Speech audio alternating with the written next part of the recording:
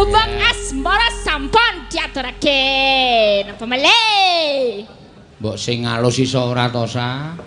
Iki nyandang Jawa, pakaiane Jawa sanggulan kok. Iya. Ngale, Pak. Ayo alus. Gubuk asmara sampun dipun aturaken. Gubeng asmara sampun dipun aturaken. Nah, matur sembah nuwun. Matur sembah nuwun, nggih. Nggih, rasa nggih. Matur sembah nuwun. Nah, kuwi alus. Sing jeneng wong Jawa utawa nek kowe arep ora wong Jawa, ning wis gelem nganggo sandangan Jawa ki tata kramane ya karo kaya sandangan nganggo sandangan Jawa. Oh iya. Ora medun ora Iya.